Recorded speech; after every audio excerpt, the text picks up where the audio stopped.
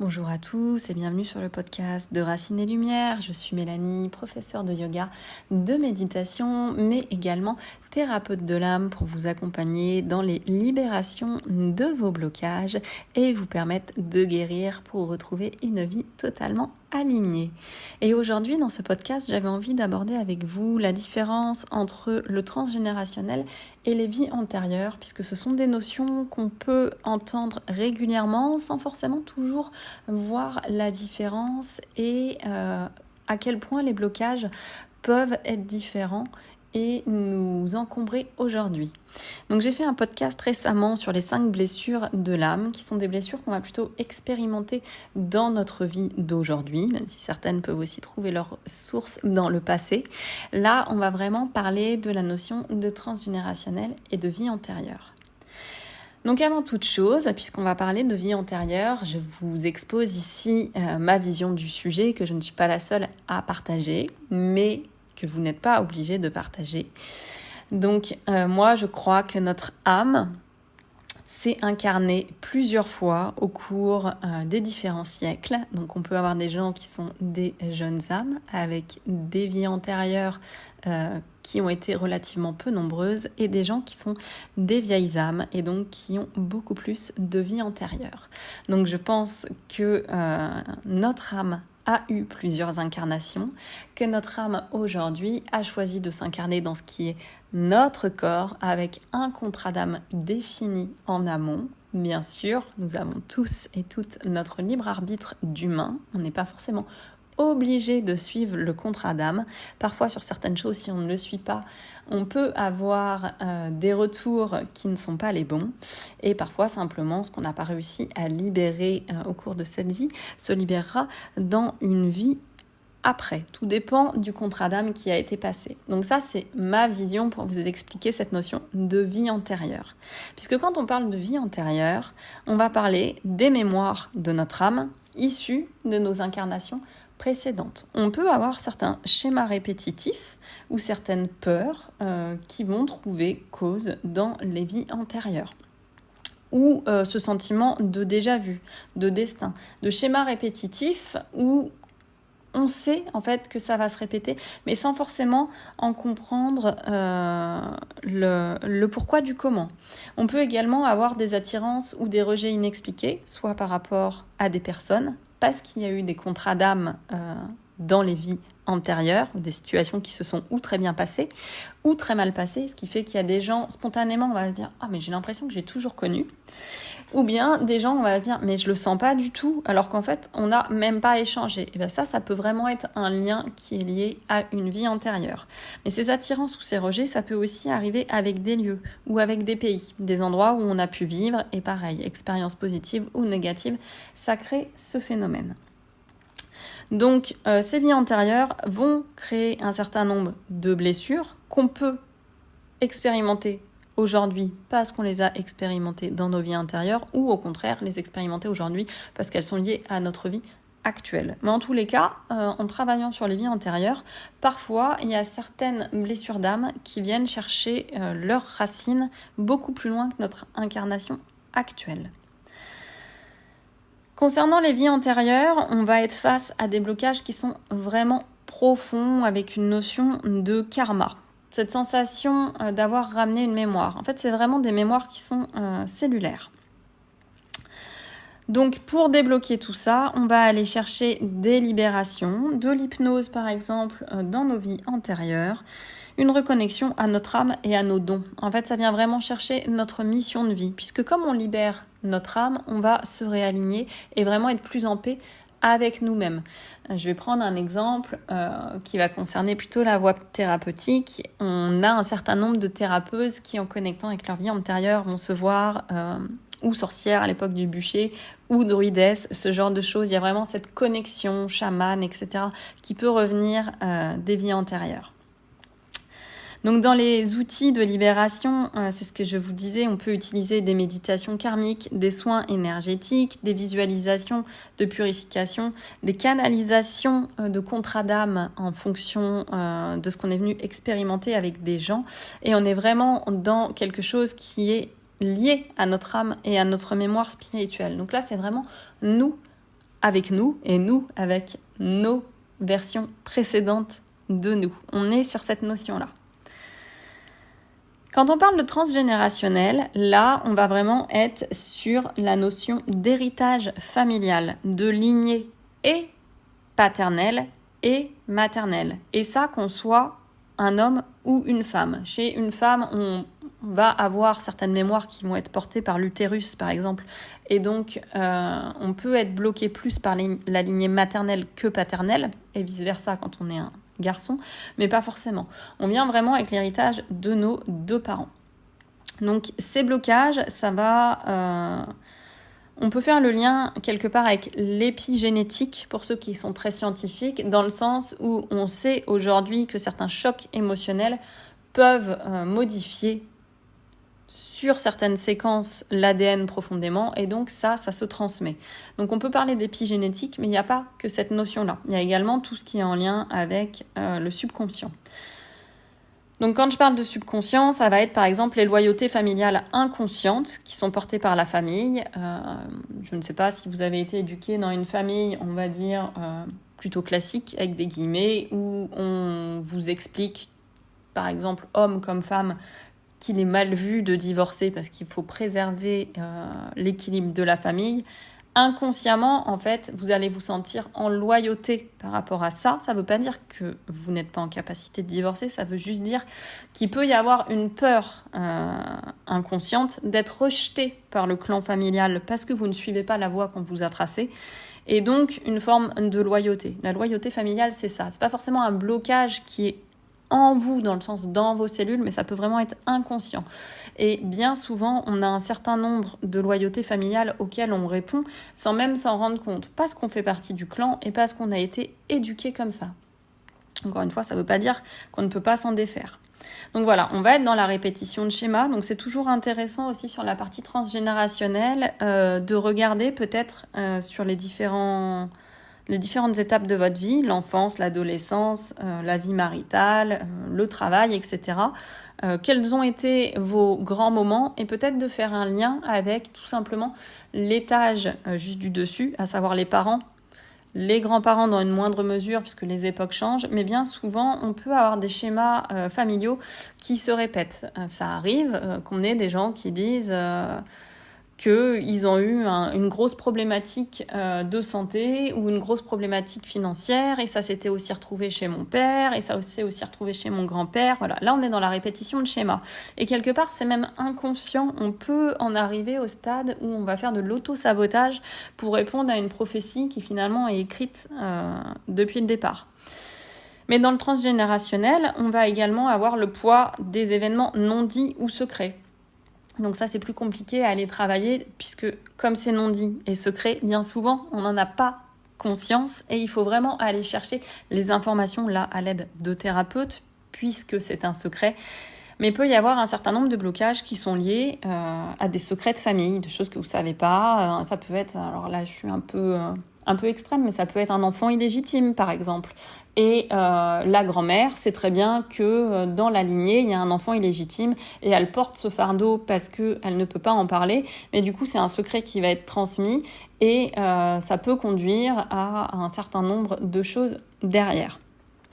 Donc dans les manifestations, on va avoir une sensation de porter un poids qui n'est pas le sien. Parfois, on peut avoir des gens face au transgénérationnel qui vont se dire de toute façon, je suis en train de faire comme mon père et mon grand-père. Bon voilà, ça c'est un poids d'entrée de jeu qui n'est pas le nôtre et avec lequel on avance. C'est également une difficulté de s'autoriser à vivre autrement que le schéma dans lequel on a grandi. Donc ça, c'est vraiment en lien avec les loyautés familiales qui sont extrêmement puissantes dans le transgénérationnel. Donc quand on commence à travailler sur le transgénérationnel et qu'on cherche à les débloquer, on va retrouver ce sentiment de légèreté, de liberté. Bien souvent, en travaillant en fait sur la lignée, même s'il n'y a que nous qui travaillons, il faut savoir qu'on va épurer les générations du dessus. Donc, si les parents, les grands-parents sont toujours vivants, eh bien forcément, énergétiquement, ça va apaiser un certain nombre de choses pour eux, mais on va également éviter que ce karma négatif, même si nos enfants sont déjà nés, nos enfants le portent. Donc, ça va épurer aussi les descendants. Donc ça, c'est quand même intéressant. Et surtout, en se libérant des loyautés familiales, on va retrouver sa souveraineté et la capacité à choisir en fonction de ce qui est bon pour nous. Donc une reconnexion à notre chakra du cœur. Donc là, ce qu'il faut comprendre entre le transgénérationnel et les vies antérieures, c'est qu'en libérant le transgénérationnel, c'est vraiment la capacité à choisir finalement ce qui nous fait vibrer, ce qui est avec notre cœur, alors que dans les vies antérieures, c'est une reconnexion profonde à notre âme et à nos dons. Donc, sur la partie vie antérieure, on va être dans quelque chose d'un peu plus spirituel, alors que dans le transgénérationnel, on peut rester uniquement dans la matière, sans cette notion spirituelle. Quand on est dans les vies antérieures, il y a aussi un lien très fort avec la source, avec le contrat d'âme passé et la compréhension en fait que l'âme a un vrai rôle à jouer dans notre vie et qu'il faut l'écouter au plus profond. Alors que dans le transgénérationnel, on peut rester dans quelque chose très dans la vie matérielle, dans le yang, sans aucune foi et aucune compréhension de l'âme. L'un ne va pas forcément avec l'autre. Donc dans les outils de libération par rapport au transgénérationnel, ce qui est très intéressant, c'est d'aller faire des constellations familiales. Donc là, choisissez bien les gens avec qui vous faites accompagner, puisque c'est un outil qui est en plein essor, parce que très puissant. Moi, à titre personnel, j'en ai fait en tant que représentante. Et c'est vrai qu'il se passe des choses incroyables, mais attention aux thérapeutes qui dirigent les constellations familiales, puisqu'on reste sur des domaines énergétiques. Donc à partir du moment où on est dans l'énergétique, il faut que les gens soient en capacité, les thérapeutes soient en capacité vraiment d'accompagner les libérations qui peuvent être très très puissantes pour qu'elles ne restent pas bloquées, et aussi d'avoir une ouverture d'esprit par rapport à tous les secrets, tous les non-dits qui peuvent apparaître, et qu'il n'y ait pas d'interférence entre ce que le thérapeute juge et ce qui est dit. Bon, ça, il y a plein de gens qui font ça très très bien. On peut avoir aussi tout ce qui est psychogénéalogie, ça c'est un outil qui est intéressant, qui peut être travaillé. Et enfin, tout ce qui est écriture thérapeutique. Donc au niveau des ressentis, là où sur les vies antérieures, on va être quelque chose plutôt de subtil, lié à l'âme, à la mémoire spirituelle, on peut aller visiter certaines vies antérieures, on va voir qu'on est très loin dans le passé. Les ressentis énergétiques qui sont liés au transgénérationnel, bien souvent, sont beaucoup plus lourds. Alors, je dis bien souvent, tout dépend des vies antérieures aussi qu'on va aller voir. Parce que les vies antérieures, il peut y avoir des vies antérieures qui sont très lourdes. Mais là, on sent vraiment au niveau transgénérationnel que ça vient nous toucher directement au niveau presque physique, j'ai envie de dire. Moi, à titre personnel, j'ai travaillé et je travaille encore sur les deux et j'ai pas du tout les mêmes ressentis quand je vais me connecter à mes vies antérieures, même s'il y a des choses qui sont difficiles. Ça ne me fait pas la même sensation que quand on vient travailler mon transgénérationnel où là j'ai l'impression d'avoir plus de poids sur mes épaules que dans mes vies antérieures. Mais encore une fois, ça c'est mon expérience et mon ressenti. Peut-être qu'il y a des gens qui diront que c'est l'inverse et que leurs vies antérieures sont plus difficiles à épurer que leur transgénérationnel. Donc tout ça pour vous dire au travers de ce podcast qu'il est très intéressant quand on a certains blocages dans notre vie actuelle et qu'on commence à être un peu dans l'introspection et dans le travail sur soi, de comprendre qu'il y a nos blessures à l'instant T, donc c'est les blessures dont je vous parlais, je me sens rejetée, je suis en dépendance affective, j'ai un sentiment régulier de honte, donc la blessure d'humiliation, j'ai l'impression que le monde est injuste avec moi, l'injustice, ou bien je ne peux faire confiance à personne parce que de toute façon il faut que je contrôle. Là on est sur la trahison, ça c'est des blessures qu'on va vivre dans notre vie de tous les jours et qui ont pu avoir lieu dans cette vie. Donc quand on commence à rentrer dans ces blessures, parfois on va aller en introspection, travailler des choses qui vont libérer les blessures dans cette vie-là, et ça suffit. Et parfois, on est obligé sur ces blessures d'aller travailler aussi le transgénérationnel et les vies antérieures, puisqu'il y a certaines sources en fait qui sont bien plus profondes que juste notre vie à l'instant T. Donc c'est vraiment un très bon outil, le transgénérationnel et les vies antérieures, pour aller épurer un peu plus nos blessures, se réaligner de plus en plus et à notre cœur et à notre âme. Et ça n'est qu'en étant pleinement aligné à notre cœur et à notre âme, finalement, qu'on va réussir à trouver cette forme d'équilibre et de complétude qui, pour avancer sur notre chemin, est le plus important. Pour aller chercher cette connexion à l'intuition, ces guidances et ces messages qui sont extrêmement forts et accompagner les autres, mais également nous-mêmes, ce sont des outils qui sont extrêmement puissants. Donc, pour conclure sur cette partie, gardez à l'esprit que le transgénérationnel est vraiment lié à votre lignée, à vos ancêtres, que ce soit paternel ou maternel. Qu'en travaillant sur le transgénérationnel, on va vraiment libérer les loyautés familiales, libérer les secrets familiaux et du coup venir épurer toute la partie qui est en lien avec nos lignées, descendants et ascendants, les deux, puisque ça fonctionne dans les deux sens. Que s'il y a des très gros blocages, vous allez ressentir une sensation de liberté et de fluidité, clairement, sur certaines choses. Les schémas répétitifs vont cesser. Vous allez être beaucoup plus aligné avec votre cœur et vos choix. Et les vies antérieures, on est sur quelque chose qui est beaucoup plus subtil, qui est lié à vos incarnations précédentes. Le travail va être beaucoup plus énergétique, en hypnose régressive, et ça touche à ce qu'on appelle le karma, donc le karma positif comme négatif que vous avez pu avoir dans d'autres vies et qui se retrouve ici, aujourd'hui. Donc en règle générale, quand on vient travailler nos vies antérieures, c'est aussi qu'on a des contrats d'âme avec des gens qui viennent nous faire travailler les vies antérieures, et ces contrats d'âme sont des accélérateurs pour notre élévation spirituelle et notre connexion à notre mission d'âme. Donc on est sur quelque chose qui est plus grand.